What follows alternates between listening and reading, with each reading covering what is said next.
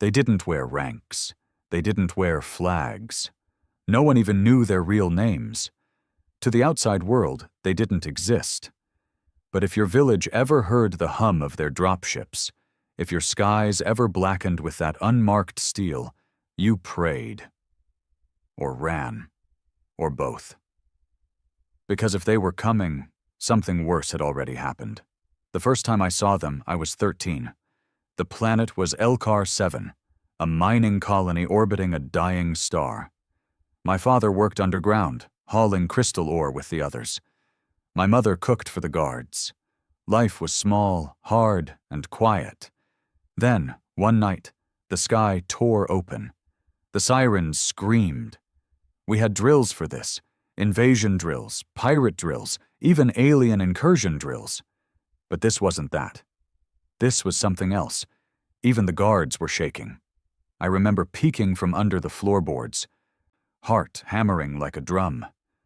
I saw shadows descend, tall figures in matte black armor, helmets shaped like skulls, glowing red eyes cutting through the smoke.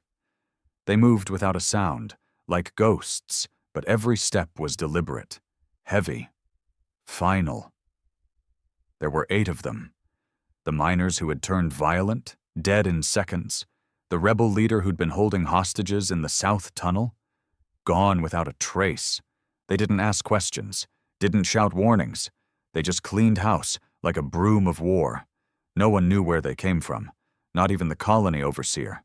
Rumors swirled, of course. Some said they were grown in labs, not born. Others swore they weren't even human, just weapons wrapped in flesh. One thing was certain.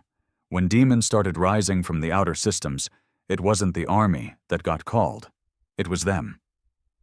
Years later, I'd see them again. Not from under floorboards this time, but from behind a weapon, dressed in fatigues too big for my body, carrying fear like a second skin.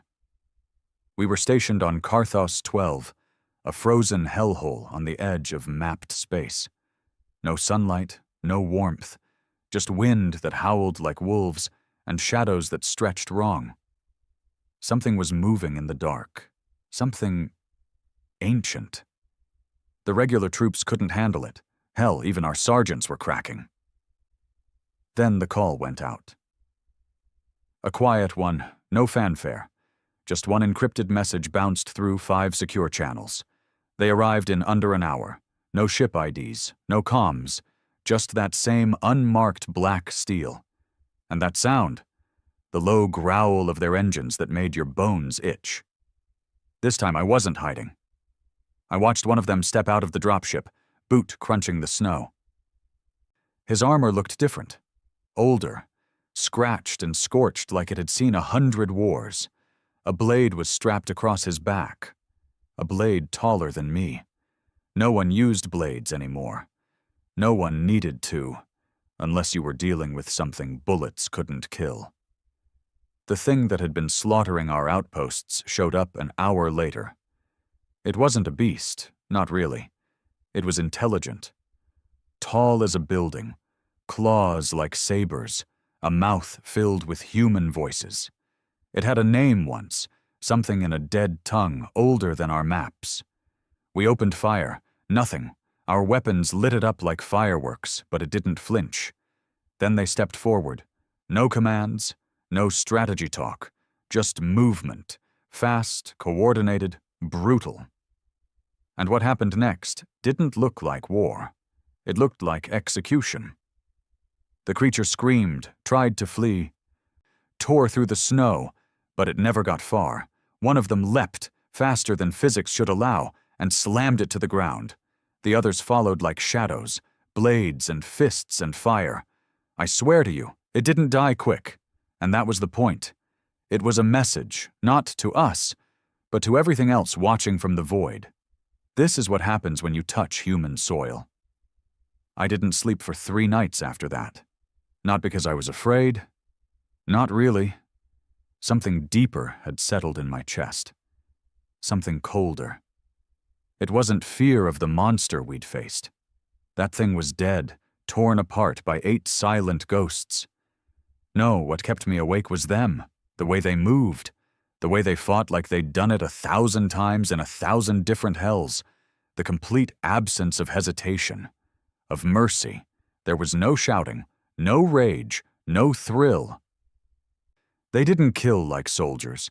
They killed like instruments, blades honed by something darker than training. One of them had turned to look at me afterward. I don't know why. I wasn't the ranking officer. I wasn't even important.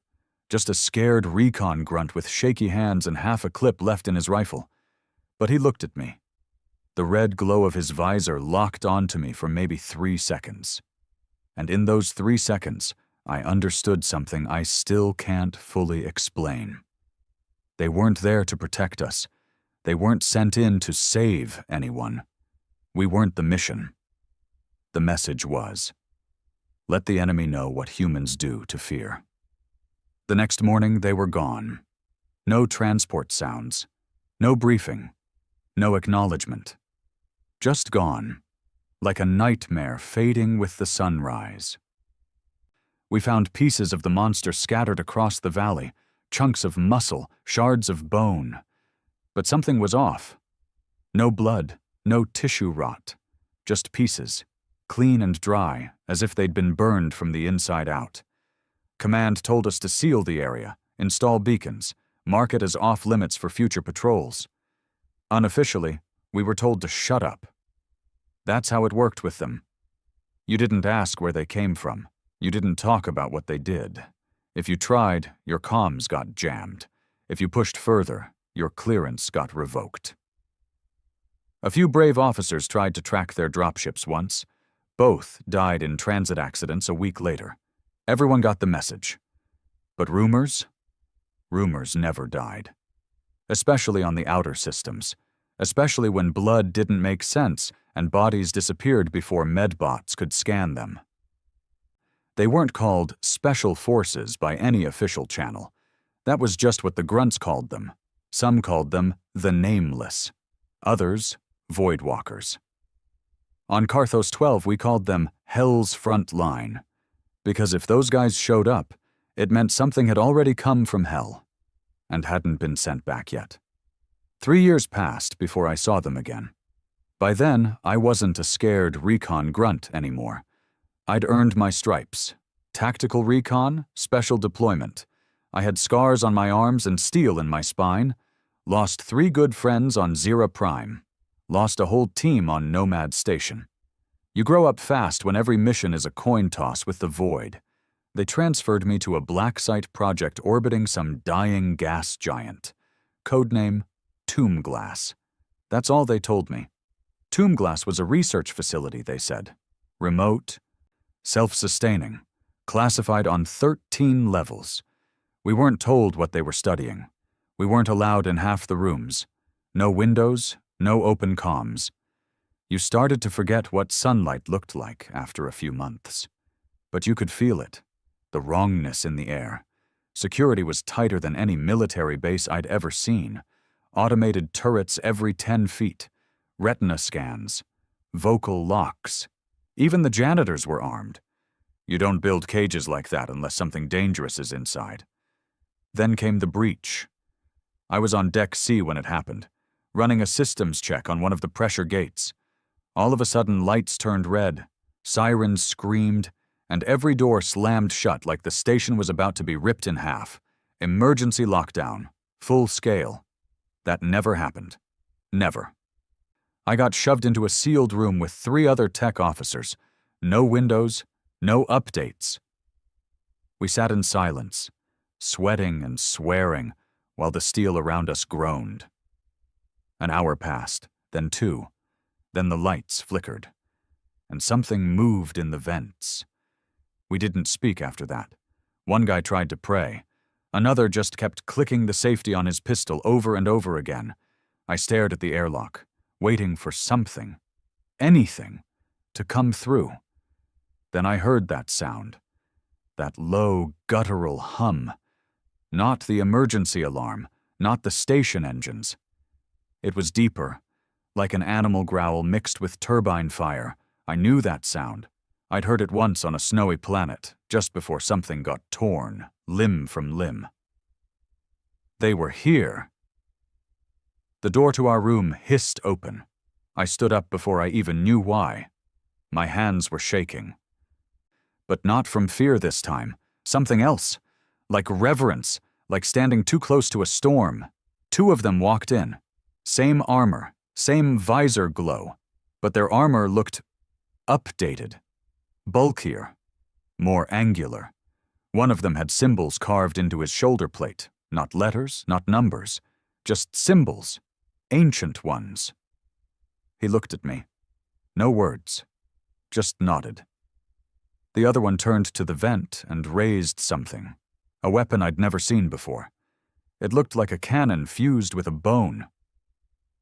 He pulled the trigger. The sound that came out wasn't mechanical. It was alive. A pulse of black light slammed into the vent, and something inside screamed. Not a monster scream, a human one. Whatever got loose in tomb glass used to be one of us. They left the room without another word. I followed. I didn't think. I just moved. My legs carried me down the corridor past sparking doors and flickering lights. I kept my distance, but I kept my eyes on them. They didn't speak to each other, didn't signal, but every move was coordinated, like they shared one mind. They cleared Deck D in under 6 minutes. What they were fighting, I still don't know. It moved like smoke, shifted shapes, screamed in a dozen voices.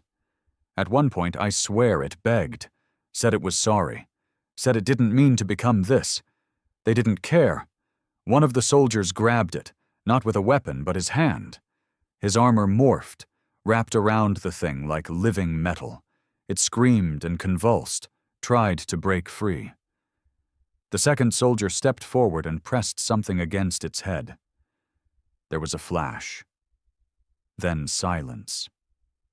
Just smoke drifting in the air like ash. They left its body. Or what was left of it, turned and walked away like it was just another job. No cleanup, no statement, just finality. I was the only one still standing in the corridor. And that's when it happened. One of them turned, walked back, and handed me something. A chip. Small. Cold. No label. He didn't say anything. Just stared at me. Then walked away. By the time security got the all clear, they were gone. Again. Like ghosts swallowed by the void. I took the chip to my quarters, locked the door, scanned it in a private rig I built myself, took every firewall I had just to crack the shell. What I found inside wasn't orders, or tech, or weapon specs. It was a memory, a video log, dated 37 years ago, footage from a planet that doesn't show up on any star map I've ever seen. The sky was purple, the ground burned red. A woman was screaming into a comm unit, begging command to send help. She kept saying, "We didn't mean to wake it. We didn't mean to wake it. Please, it's learning." Then static, then blood, then them. The same armor, the same walk. But they looked younger, or maybe just human. The video ends with one of them saying a single line. "Erase the name, burn the map. This place never existed." I sat there, in that steel room, staring at the dark screen, trying to make sense of it. 37 years ago, the same soldiers, same team. That would make them, what? 50? 60? No, they moved like men in their prime. They fought like they were born yesterday. Which left one impossible truth. They don't age, or maybe they don't live like we do. That night, I left Tombglass. Used every favor I had to get transferred out. Filed a request for system patrol on the Outer Rim. People thought I was crazy. Called me a coward for leaving black site work. Said I'd thrown away my career. Maybe I had. But I'd seen something I wasn't supposed to see. And someone, one of them, had wanted me to see it. I think they were testing me, watching to see what I'd do, seeing if I'd bury it or chase it. It's been 4 months since then. And last week I got a message. No sender, no return code, just one line. You followed? Now choose. Attached was a flight coordinate and an authorization code I've never seen before. It was legit. Cut through every security wall like butter. The kind of clearance only top command or ghosts were supposed to have. So here I am, sitting in a stolen scout ship, staring at the dark edge of human-mapped space. That's where the coordinates lead. Past the last star, into the black, into their world. Not where they're sent, where they're made, and maybe unmade. The edge of mapped space isn't marked by anything dramatic. No blinking lights, no warning beacons, just nothing. The stars thin out. Navigation systems start returning errors. You try to track known constellations, and they vanish like ghosts from a dream. That's where I was headed. The coordinates they sent weren't on any chart. Not civilian, not military, not even deep classified fringe maps. Just raw data fed into my ship's system. And when I entered it, everything changed. Autopilot kicked in. Manual override locked out. Every system dimmed but one. The engines. It wasn't like any jump I'd ever made. There was no hyperspace blur, no folded light. It felt like the universe paused for a second, like something big, ancient, and angry noticed me, and then let me pass. When I came out, I wasn't sure I was in the same universe. There was no sun, no planets, just a single structure floating in the black.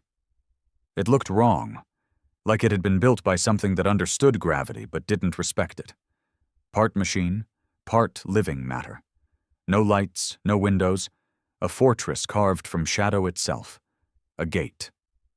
The ship docked automatically. I didn't touch a thing.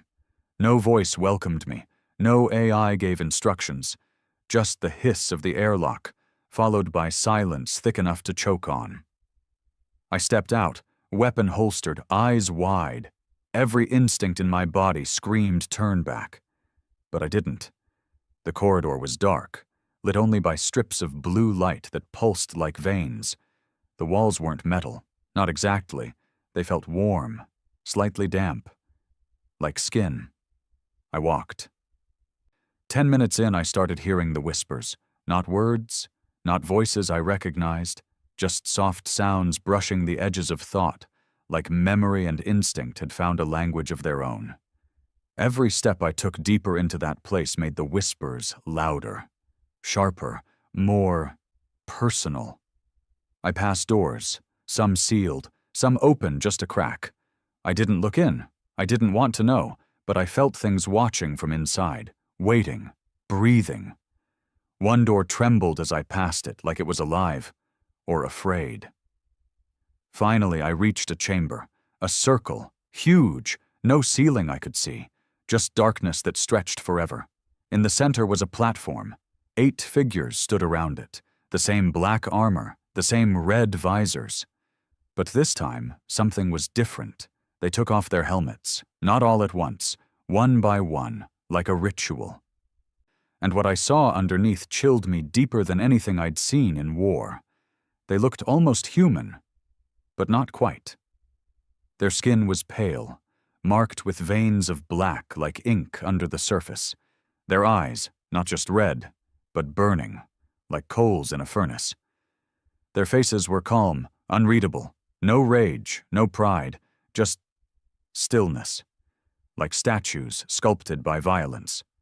One of them stepped forward, taller than me by a foot, maybe more. No scars, no hair, just skin that looked stretched thin over something too strong to be human. He spoke. You followed. His voice wasn't mechanical. It was layered, like more than one person speaking through the same throat. It echoed inside my skull. You saw. You remembered. You chose. I couldn't speak. Not at first. My throat had gone dry. My heart was a hammer behind my ribs. He stepped closer. Looked down at me. Do you want to know what we are? I nodded. He raised his hand, and the chamber changed. Not physically, but in my mind, like something grabbed my consciousness and ripped it backwards. I wasn't in the chamber anymore. I was standing on a battlefield, not one I'd ever seen. The sky was black fire, the ground cracked with veins of red light. Two armies stood across a chasm, one of twisted, howling creatures that dripped shadow from their limbs, and the other, humans. But not normal humans. These ones had armor, weapons, but no insignias, no nations. They moved like predators. And when they charged, they didn't scream. They didn't chant. They just descended like judgment itself. The battle didn't last long. The things from the dark were stronger, faster. But the humans didn't care. They fought like they were already dead. Every hit was precise, every movement efficient. They were machines of war, but still too savage to be called machines. I watched one of them rip a creature in half with his bare hands. Another pinned a demon-like thing to the ground and whispered something in its ear before slicing its throat. The creature begged. In 6 languages. It didn't matter. The vision shifted. Now I was in a lab, a cold, sterile room, but with glass that looked like bone and machines that pulsed like hearts. In the center, a man stood over a table, or what used to be a man. He was screaming, wires in his spine, metal where his jaw used to be. His eyes were gone, replaced with red lenses. Too weak, someone said in the vision. He still feels. Purge the empathy. A voice responded. Cold, unfeeling. Pain is the mold. Break him again. I turned and saw a symbol on the wall, a circle within a circle surrounded by 8 runes. The same runes carved into the shoulder of the soldier who handed me the chip. They weren't a unit. They were a program, a forge. Project Black Halo. That was the last thing I saw before the chamber returned around me. I was on my knees, sweating, heart pounding like a drum line in my ears. The tall one looked down at me. Now you understand. They weren't born soldiers. They were made, not cloned, not recruited, chosen, broken, rebuilt. The pain, the precision, the silence. It all made sense now. They weren't meant to protect humanity. They were meant to remind it. What happens when fear is allowed to spread? Why me? I finally managed to ask. My voice cracked like old wood. You watched, he said, and you didn't look away. That is the first cut. Another one stepped forward. Female, maybe. Hard to tell. Her eyes burned hotter than the others. You didn't call us angels, she said. That is the second cut. A third approached, his armor scarred more than the rest. You still fear us, he said. That is the final cut. The first one nodded. 3 cuts. That is the shape of the blade. They circled me. One held out something. A weapon. Looked like a knife at first, but the metal shimmered wrong, like it was made of memory and violence instead of steel. You carry this, he said, only if you choose to die. I looked at him. What if I say no? Then you forget, he said, and return to the world as it is, with lies, with safety, with time. And if I say yes? His answer was simple. Then we cut away what you were, and leave only the thing the dark will fear. I stood there, staring at the weapon. It pulsed in his hand, not like a machine, like a heart. Something old inside me stirred, something buried, every fight I'd ever had, every death I'd ever seen, every moment I'd stared at the stars and wondered if humanity had already lost something it could never get back. I reached for the blade. My fingers wrapped around it. It felt like it knew me. The chamber dimmed. The figures stepped back. The whispers grew louder, but now I understood them. They were names. Names of places no longer on maps. Names of battles that were never recorded. names of soldiers who never came back. The tall one looked at me and spoke the final words I'd hear before the world changed forever. "Welcome to the silence." And everything went black. The black didn't feel like sleep. It didn't feel like death either. It felt like dissolving. No body, no shape, no time. Just everything I'd ever been being torn apart in slow motion. Like my memories were pages, and something was flipping through them, deciding what to keep, what to burn, and what to bury. I heard voices. Mine, others, screams, orders, cries, laughter, then silence. And when the silence came, it was complete. Not the kind you find in space, not the hush of a sealed room. This silence had weight. It was the kind of silence that holds the last breath of the dying, that presses down when a mother realizes her child won't wake up. It filled everything. I couldn't even hear my own thoughts, and that terrified me more than anything that had come before. Then a sound shattered it, a low hum, familiar, alive. My eyes opened. I was floating in a tank, fluid all around me, thick, cold. I tried to move, but my limbs didn't answer. Tubes snaked into my arms, down my throat, into my spine. Machines blinked around me. Some were clearly mechanical, others, they looked grown. I wasn't alone. Through the murky liquid I could see others, shapes, suspended like me, some still, some twitching. One across from me had no skin, just muscle and nerve exposed, and yet he was alive. I watched him blink. A speaker crackled. "You are being broken," the voice said, clinical and sharp. "This is not punishment, this is preparation." Another screen flickered on above me, showing images, memories from my own life. My mother, my first kill. The night I watched a friend bleed out on a cold steel floor. A woman I once loved, her face blurred now by time. The voice continued. "Emotion is the first infection. It clouds judgment. You are not here to feel. You are here to become." Electricity surged through the fluid. I screamed, or tried to. The pain was unlike anything I'd ever known. Not just physical.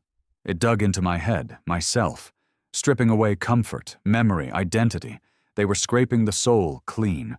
Hours passed. Maybe days. I don't know. Time twisted in that place.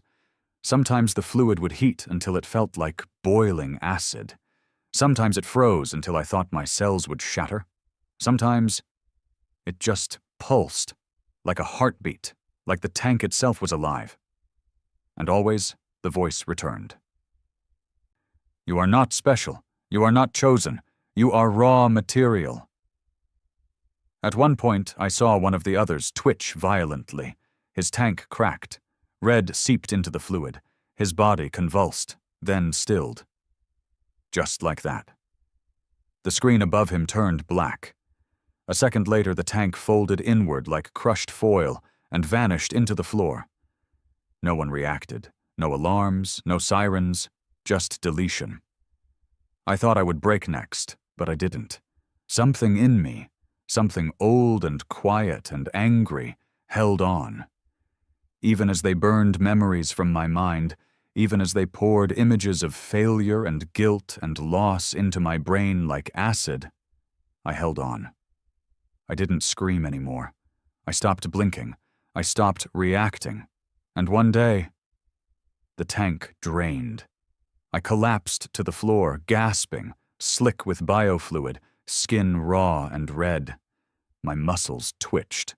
My lungs burned. I looked around. There were fewer tanks now, and across from me another figure stood, naked, shivering, eyes burning with the same red fire I'd seen in theirs. We looked at each other. No words, just recognition. The forge had begun to work. The next phase was the crucible. They didn't call it that, but that's what it was. We were dropped into an environment with no instructions, a jungle world, hot, wet, dangerous, not a training sim, a real world, real predators, Real hunger. 12 of us. The same ones who survived the tanks. They gave us no food, no weapons, just our bodies, still aching from the transformation. We were told one thing. Only 8 return. No rules. No teams. No guidance. Just survive. Some tried to group up. I didn't. Not at first. The first kill happened within an hour. Not from one of the monsters. Not some alien predator. It was one of us. Snapped another recruit's neck over a drink of rainwater. I watched from a distance. Took note. Memorized his face. His stance. The way he moved. He didn't last long. That night, the jungle lit up with screams. Things moved in the trees. Not animals. Not quite. Something else. Test subjects, maybe. Former recruits. Whatever they were fast. Too fast. One dragged a woman up into the canopy. Her screams ended quick. By the third night we were 6. No one spoke. Talking meant weakness. Sound meant death. We stopped being people. We became hunters. I learned to read movement like language, to hear the difference between branches swaying and something breathing behind them. I learned how to kill quietly, efficiently. One night, I woke to find one of the others standing over me with a sharp rock. He hesitated. That was his mistake. The rock ended up in his throat. By dawn, only 5 of us remained. A ship descended. No sound, no lights, just a black triangle blotting out the stars. A voice spoke once more. Return. We climbed aboard without question. We didn't ask where the others went. We knew. Back in the station, or whatever it was, they didn't congratulate us. They didn't give us food or rest. They gave us armor, fitted to our bodies. Black, silent, alive. It wrapped around us like memory. Once it sealed, it didn't come off. Not entirely. The helmet fused to my neural input. I could see in ways I never had. Heat, sound, emotion, fear. Yes, fear. We could read it now, like color. They called it Instinct Layer 7, the ability to detect threats before they happened, the fear signature of other life forms. A few of us threw up the first time. The world was too sharp now. Every moment, every glance, every whisper felt clearer. Too clear. But clarity was the point. Then came the final trial. We were told only this. Kill what cannot be killed. Dropped on a planet with no name. The sky was orange. The ground cracked. The air smelled like sulfur and oil. The thing was waiting. It didn't hide. It didn't stalk. It stood there, tall as a dropship, shaped like a centipede, and a nightmare had a child. It moved like sound, spoke in broken languages. One of us charged. It tore him in half before his foot hit the dirt. Another used a plasma lance, got one limb off, then got pulled underground, 3 gone in seconds. The rest of us didn't retreat, because we couldn't. The forge didn't allow retreat. We split up, flanked, adapted. I remembered how it moved, how it shifted. I anticipated its slide, and when it came for me, I didn't run. I welcomed it, lured it into a cavern, narrow, tight, limited movement. One of the others, the same one who stood across from me after the tank, blocked its exit, burned it with thermite, slowed it just enough. I leapt from above, blade drawn, the same one they gave me. It sang in my hand as I struck, straight through the creature's skull. It didn't die with a scream, it whimpered. And then, silence. The true silence, the kind that came when something terrible realized it had met something worse. We returned, fewer still, and we stood in the chamber again, the same one from before. This time, the 8 of them stood around us, not as teachers, as equals. The tall one stepped forward. "You are cut," he said. "Now you carve." And they gave us names. Not real names, not human ones. Designations, like blades. Mine was Thorn 3, A whisper, a weapon. I had no past now, no unit, no rank, just missions, just purpose. And when we were deployed, demons wept. They didn't tell us where we were going. That was the first rule. No names, no coordinates, no mission briefings. Only a message carved into our dropship's interior wall. Speak nothing. Leave nothing. Become the silence. Our target was already marked. A Zone Black region on the edge of dead space. No comms traffic for 6 months. Last report from the colony read, "They walk inside our thoughts." After that, nothing. No evacuation signal, no distress beacon. Just silence. We dropped at midnight. Not that it mattered. The sky was a permanent twilight. Everything bathed in red mist, like the sun had bled out centuries ago. Trees here didn't sway. They bent, like they were listening. Like they already knew we'd come. My squad was 6. All forged. All cut. All silent. We didn't speak because we didn't need to. Our helmets synced. Thought linked. One look was enough. One glance carried every meaning. We moved through the forest like ghosts. Thorn 1 led. Always first. No fear signature. Nothing. Like his soul had been carved out and replaced with stone. Thorn 5 brought the scanner, a biopsych unit that didn't just read life forms. It felt them. Every time it pulsed, I felt it too. Not as sound, not as a light. As a sensation in the back of my skull, like someone breathing on my brain. The village was gone before we got there. Or, wrong. The buildings still stood. Houses, a small tower, power cores flickering under static, but no people.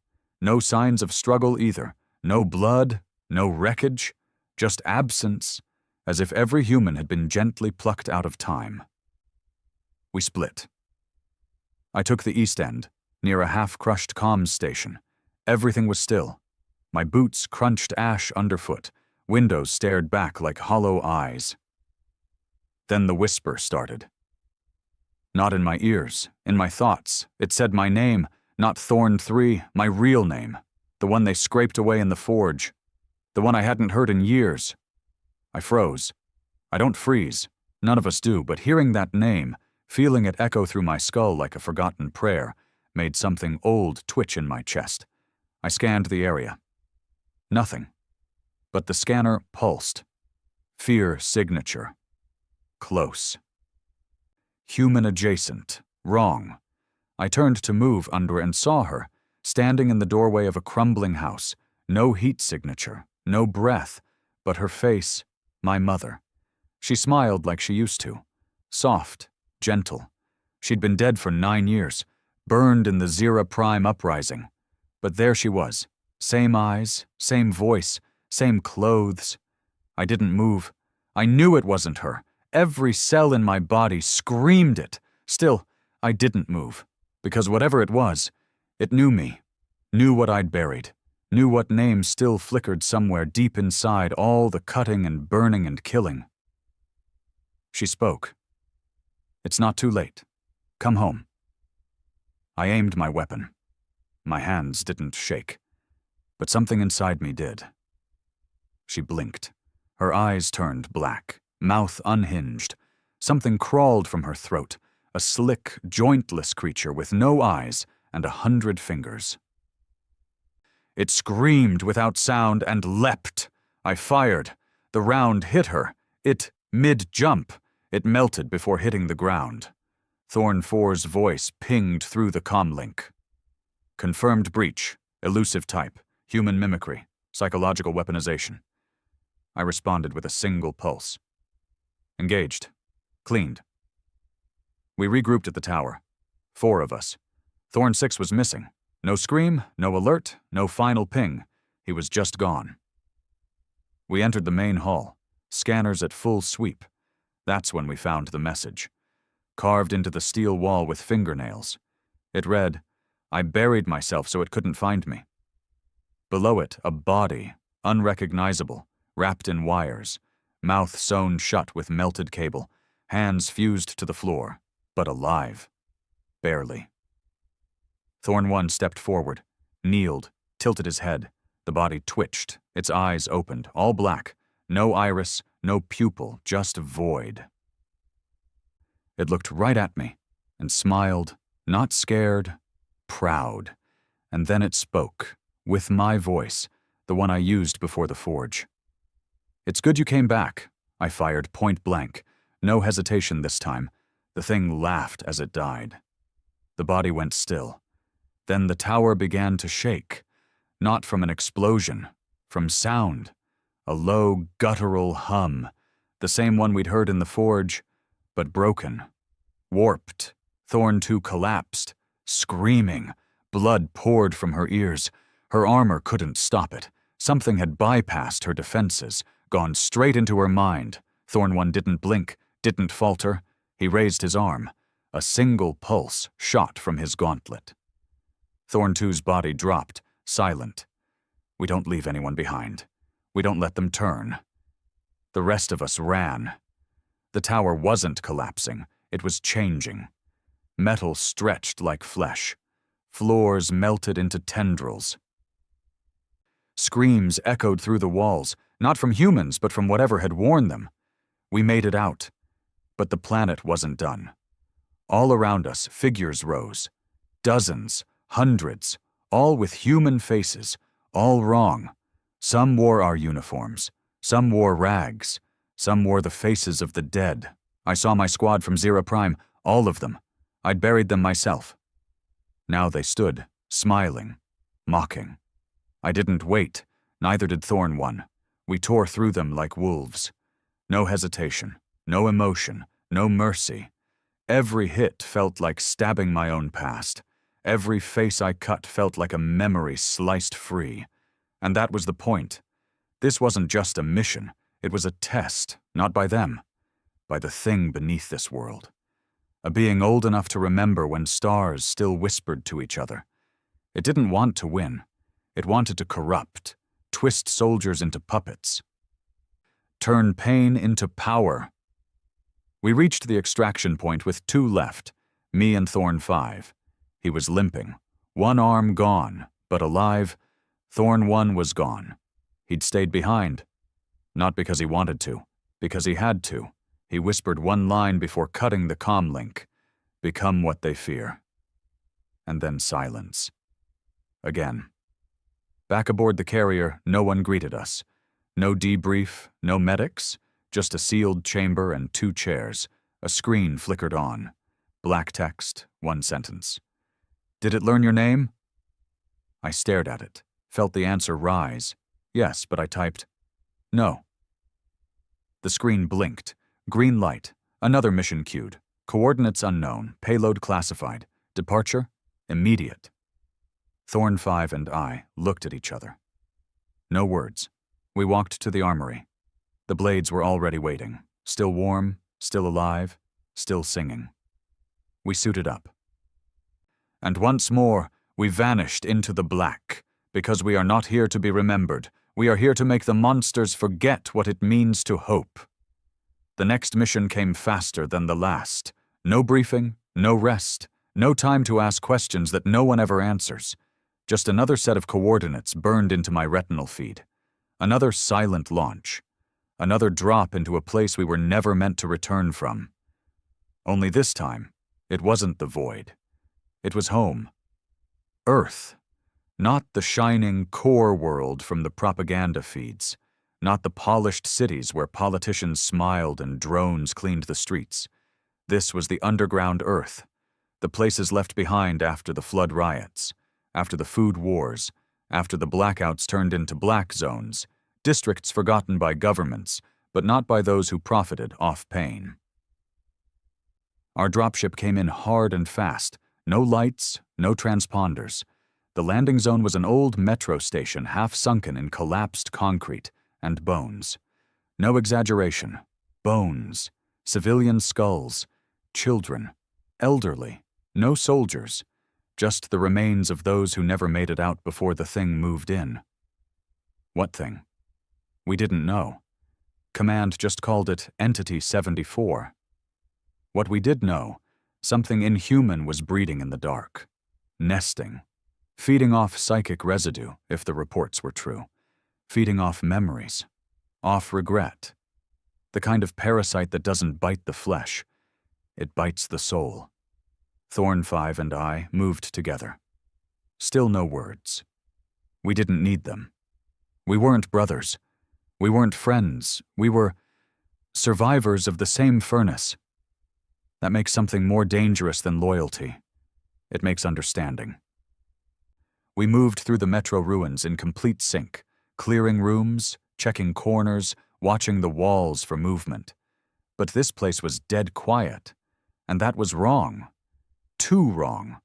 There were signs of life, half-eaten meals, clothes still warm, terminal screens still showing login activity from less than 20 minutes ago. But no people, not even bodies this time. It was like they'd been peeled away. That's when I saw the first mirror. It was just standing there in the hallway, a full-length glass mirror in a rusted metal frame. No dust, no cracks, perfectly clean. I stared at it. My reflection stared back. But something was off. It was me.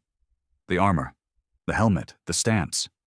But the eyes weren't mine. They were blue.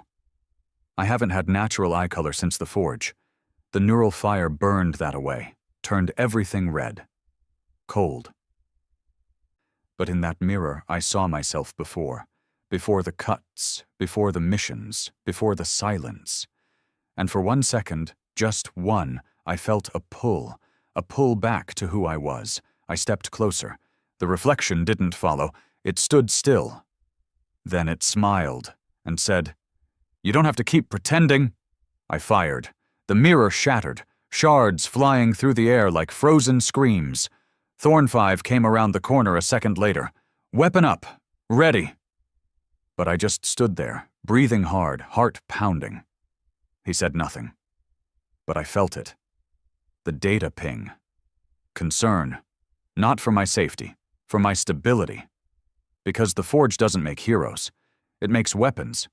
And weapons aren't allowed to remember who they were. We kept moving. Deeper into the tunnels.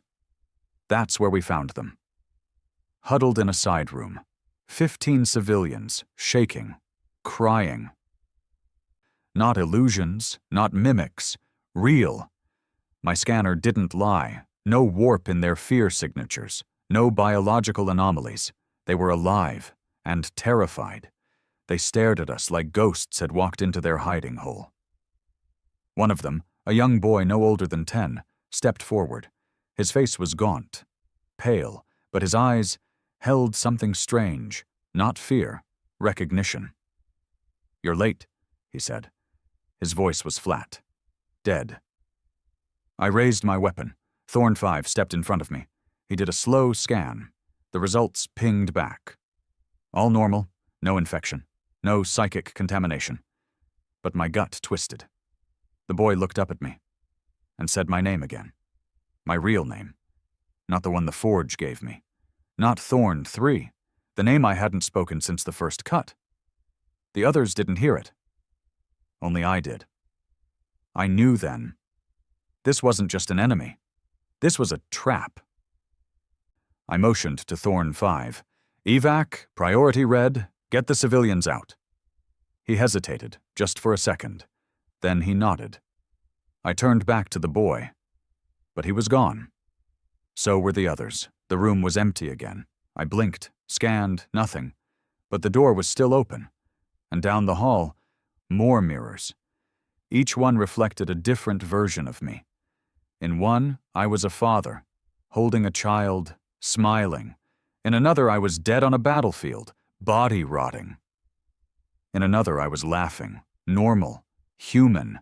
They weren't illusions. They were options. The thing wanted me to choose, to remember.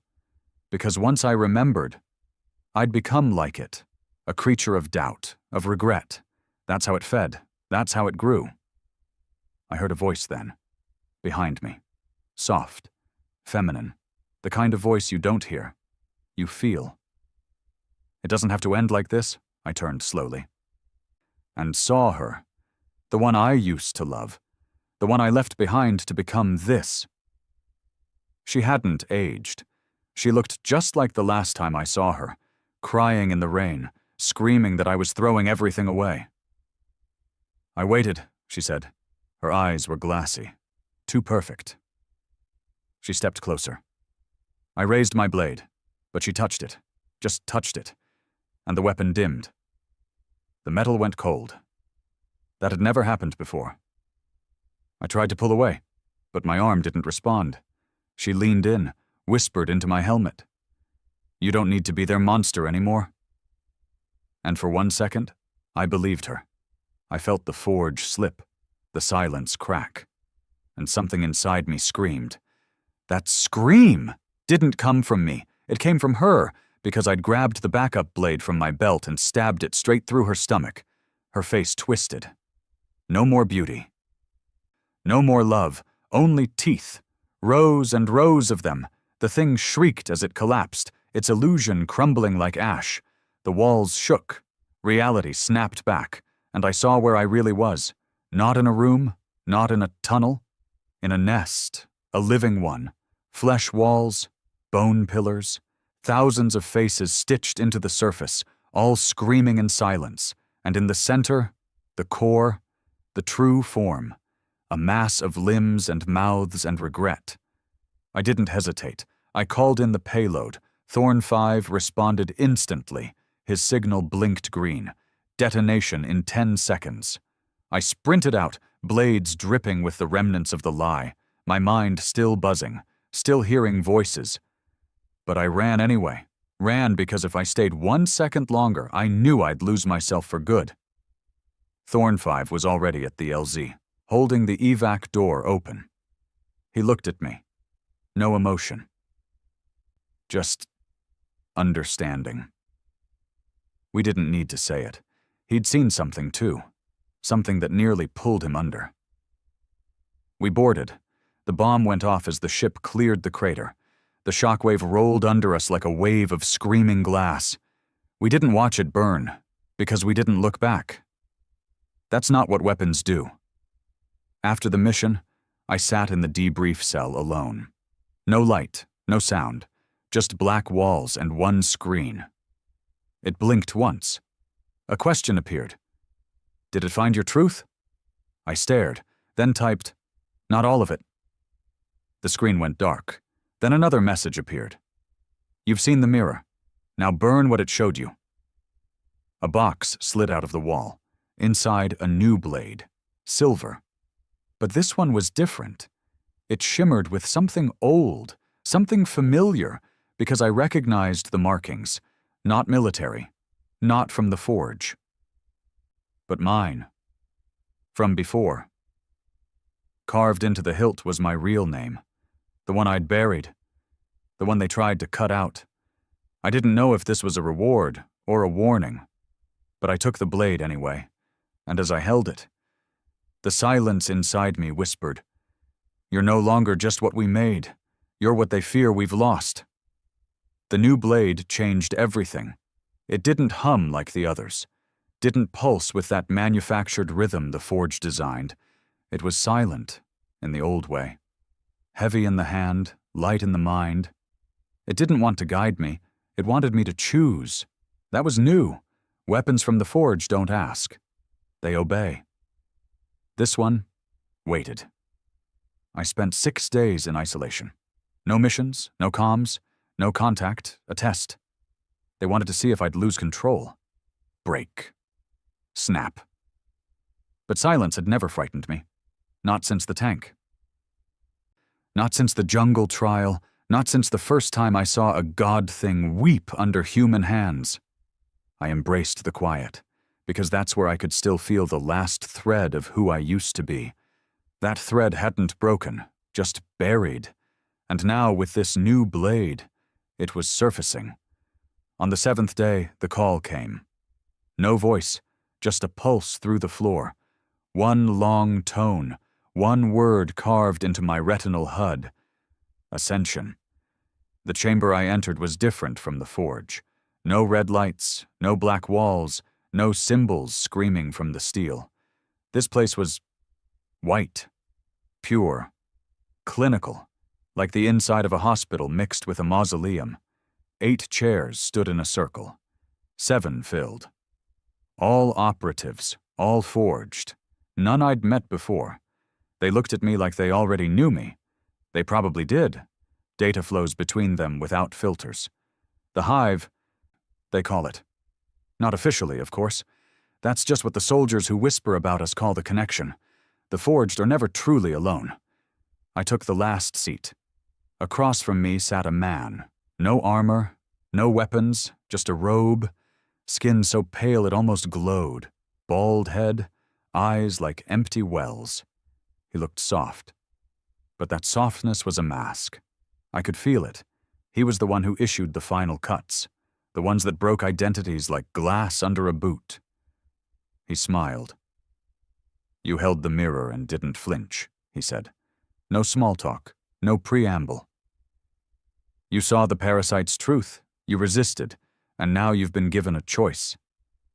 The blade, my blade, he gestured toward it, resting across my lap like a sleeping wolf. "You can stay," he continued. "Keep serving. Stay in the silence. Be a perfect weapon." He leaned forward. "Or you can lead." That word caught in my chest. Lead. We don't lead. We're not officers. We don't give orders. We execute them. "We have a threat," he said. "One we can't fight the old way." He raised his hand. A hologram bloomed in the air. A planet I didn't recognize. Blue-green, scarred with craters and cracks like it had been struck by a god's hammer. "Designation, Site Enviro," he said. "Black zone. No return missions." That phrase made everyone shift. No return meant what it always meant. Hell. He continued.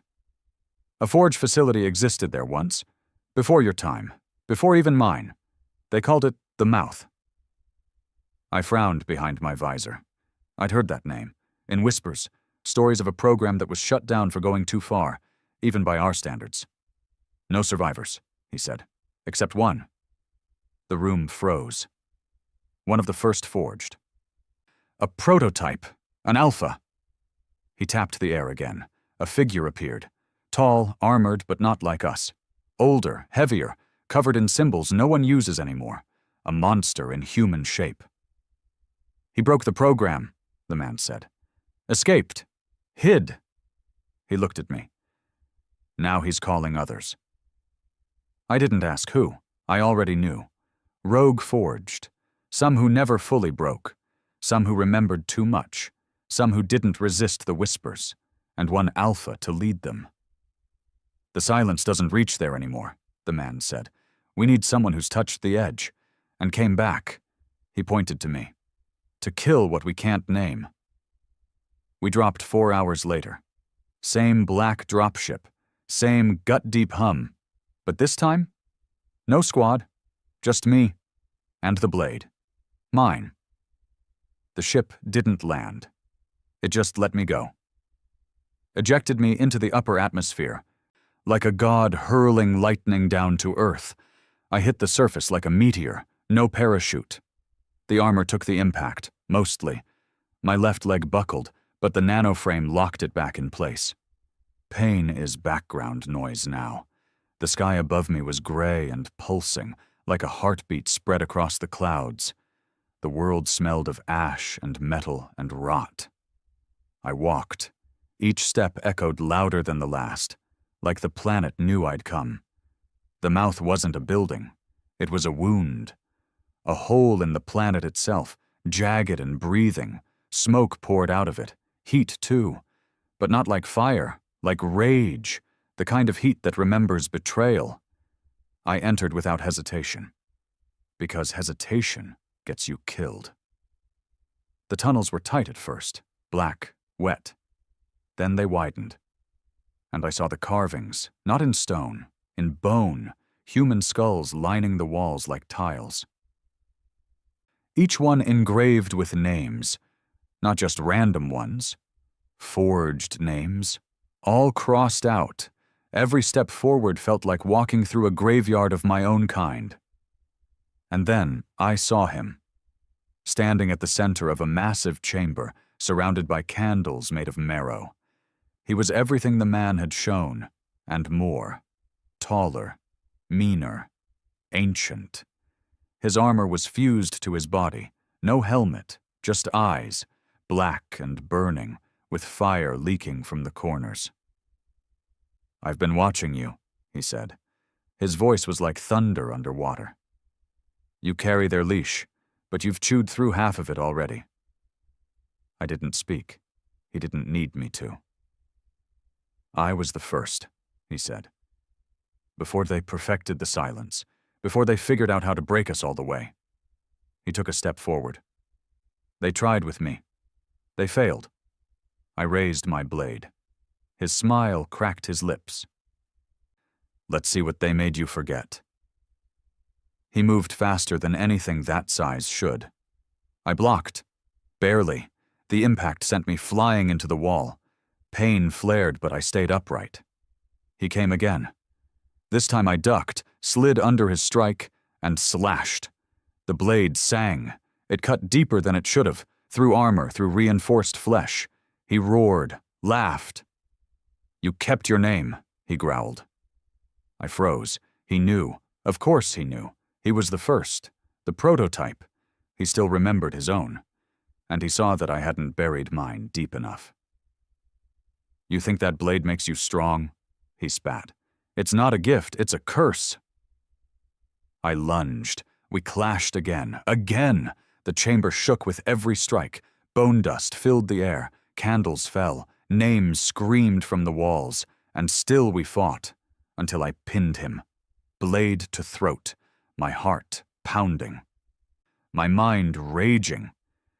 "You could be more," he said, voice cracked. "You don't have to be their weapon." He reached up, touched the side of my helmet, and I saw it.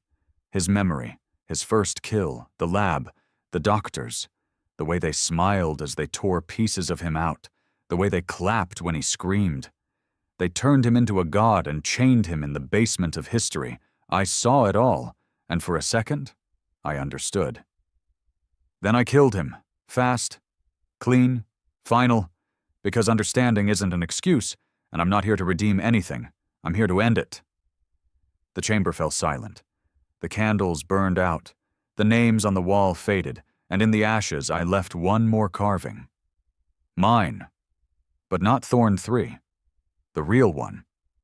Because if the silence is going to use me, then it's going to remember who I was first. The Forge didn't contact me after I killed the Alpha. No transmission, no retrieval signal, no congratulatory code buried in a data feed. Just that familiar, bone-deep silence. I waited for the ship. It never came. I wandered for a day, maybe more. The days on Site N0 don't move like normal. The light doesn't shift, the sky doesn't cycle. It's stuck in a kind of bleeding dusk, like the planet never fully wakes or sleeps. Eventually, I found a ridge. Nothing special, just high enough to see the wound I'd come from. The mouth. Still breathing. Still steaming. Still whispering. And I sat. For the first time since the tanks, since the jungle, since the missions that turned into graves, I sat without purpose. I had the blade with me. My blade, not theirs. Not the standard issue bone cutter or plasma shiv. This one shimmered with truth. It didn't obey. It waited. I laid it beside me and stared at the horizon. My armor hissed softly as it powered down sections I wasn't using. The helmet retracted with a quiet click. Breathing fresh air, even air this tainted, was foreign now. I expected the ghosts to follow. They didn't. I expected the Forge to come retrieve the body. They didn't. I expected orders. Nothing. The silence wasn't a mission anymore. It was a sentence. I was the only witness to what happened down there, to what the Alpha said, what he showed me, what I saw. I wasn't a tool anymore, and that terrified them more than anything else. You see, the Forge doesn't fear failure. It fears memory. A weapon that remembers it once had a soul? That's not a weapon. That's a threat. I left the ridge on the third day, made my way back through the ash fields. past the sunken ruins, back toward the drop zone where I'd first come down like a hammer. It took time. There were things still moving through the land. Pieces of the Alpha's war form. Shadow mass, limb slicks, broken frames whispering names in forgotten languages. I didn't fight them. They avoided me. Something about the blade. It glowed now, pale, soft, but it glowed. Like it knew it was the only light left in this place. I started thinking, really thinking, about what he said. The Alpha. He didn't ask me to join him. He didn't beg. He wasn't trying to win. He wanted me to understand, to see what happens when you build something for war, and then leave it to rot in the dark. What would I become, I wondered, if they left me here too? What would happen to Thorn 3 if I had no missions left to complete? Who would I be if I stopped killing? That question sat with me the whole walk. It wasn't comfort. It was a wound. Because deep down, I knew the answer, and I didn't like it. I found the signal post half buried in debris near the old LZ. A long-range beacon. Damaged, but not dead. Something primitive compared to what the Forge used now. I tapped into it, hardwired my suit's systems. I sent out one pulse, just one, coordinates, no message, no ID. Then I waited. 1 day. 2, then a ship came. Not Forge, civilian grade, banged up hull, scratched paint. Half its lights flickered like it was trying to die quietly. The pilot was a woman. Gray hair, sharp eyes, no questions. "You him?" she asked, stepping down the ramp. I nodded. She jerked a thumb at the hold. "Get in. I ain't waiting." That was it. No ceremony, no debrief. Just a tired freighter and a pilot who didn't care who I was, what I'd done, or how many times I'd crawled out of hell. We broke atmosphere in silence. And for the first time, I looked back. Not just at the planet, at everything.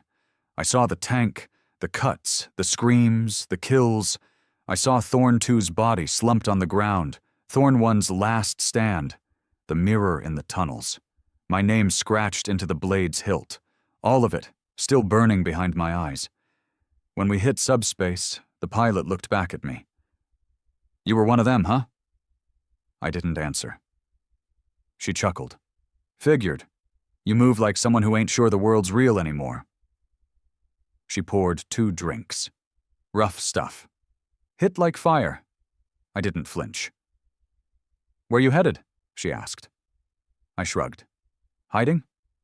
"Not sure." She nodded. "Yeah, me neither." We didn't talk much after that. She let me ride, didn't ask why a forged operative was sitting in her cargo bay, still dripping smoke and memory. Didn't ask about the sword I kept strapped across my lap, humming like it had a heartbeat. Didn't ask why I didn't sleep. People like her, the ones who live on the edge of mapped space, they've seen too much to be curious anymore. Weeks passed. We drifted system to system. She picked up odd jobs, cargo runs, message drops, even smuggled a few families out of a collapsing moon colony where the food had started fighting back. I stayed quiet. Watched.